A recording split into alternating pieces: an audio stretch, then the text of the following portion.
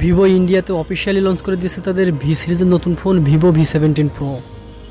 এই ডিভাইসটিতে রয়েছে বেশ কিছু আকর্ষণীয় ফিচার, আর আজকের এই ভিডিওটিতে আমি আপনাদেরকে জানাবো সেই সমস্ত ফিচারগুলো, এবং সাথে জানাবো এই ডিভাইসটি বাংলাদেশে কবে অফিসিয়ালি রিলিজ হতে পারে এবং বাংলাদেশে এই ডিভাইসটির অফিসিয়াল প্রাইস কত পড়তে পারে। তাহলে চলুন শুরু করা যাক। প্রথমে এই ডিভাইসটির ডিসপ্লে এবং ডিজাইনের বিষয়ে কথা বলা যাক। এই ডিভাইসটির ডিসপ্লে হিসেবে রয়েছে 6.44 ইঞ্চির full HD plus super AMOLED display, যার অ্যাসপেক্ট রেশিও 20:9, এবং এই ডিভাইসটির স্ক্রিন টু বডি রেশিও 91.65%। অর্থাৎ বুঝতেই পারছেন যে এই ডিভাইসটিতে বেজেলের পরিমাণ খুবই কম। এই ডিভাইসটির ব্যাক সাইডে ইউজ করা হয়েছে গ্লাস, যেখানে রয়েছে কর্নিং গরিলা গ্লাস 6 এর প্রোটেকশন। এই ডিভাইসটিতে অপারেটিং সিস্টেম হিসেবে রয়েছে অ্যান্ড্রয়েডের 9 পাই, সাথে পেয়ে যাবেন ফানটাচ 9.1 এর সাপোর্ট। প্রসেসর হিসেবে ব্যবহার করা হয়েছে কোয়ালকম স্ন্যাপড্রাগন 675, সাথে গ্রাফিক্সের জন্য জিপিইউ হিসেবে রয়েছে অ্যাড্রেনো 612। এই প্রসেসর এবং জিপিইউ দ্বারা আপনারা এই ডিভাইসটিতে পাবজি সহ অনেক হাই লেভেলের গেম কোনো সমস্যা ছাড়াই খেলতে পারবেন।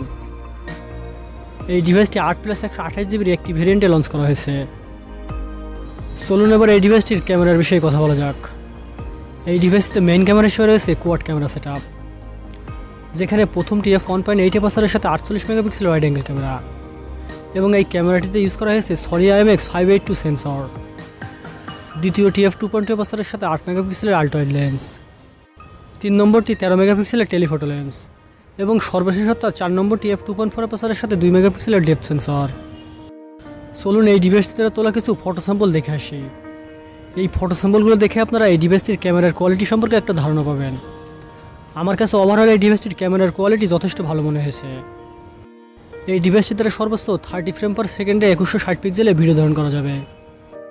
এবার কথা বলা যাক এই ডিভাইসটির সবথেকে আকর্ষণীয় দিক সেলফি ক্যামেরা নিয়ে, কারণ ইন্ডিয়াতে এই প্রথমবারের মতো কোনো স্মার্টফোনে ব্যবহার করা হয়েছে ডুয়াল সেলফি ক্যামেরা, যেখানে প্রথমটি f2.0 এর সাথে 32 মেগাপিক্সেলের ওয়াইড অ্যাঙ্গেল ক্যামেরা, এবং দ্বিতীয়টি 8 মেগাপিক্সেলের আল্ট্রা ওয়াইড লেন্স।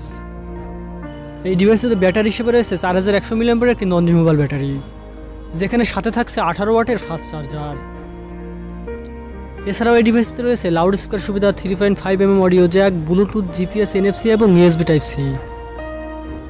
ডিভাইসটি নিরাপত্তার জন্য থাকছে ফেস আনলক এবং আন্ডার ডিসপ্লে ফিঙ্গারপ্রিন্ট সেন্সর। এবার এই ডিভাইসটির রিলিজ ডেট এবং দামের বিষয়ে কথা বলা যাক।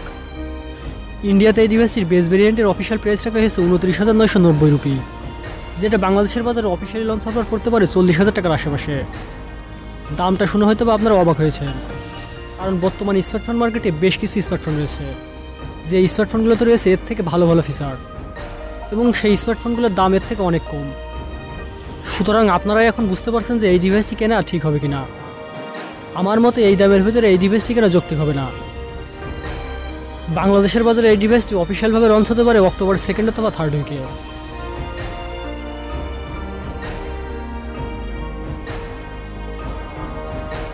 তো এই ছিল আজকের ভিডিওটি। যদি ভিডিওটি ভালো লেগে থাকে তাহলে অবশ্যই লাইক, কমেন্ট, শেয়ার এবং সাবস্ক্রাইব করতে ভুলবেন না।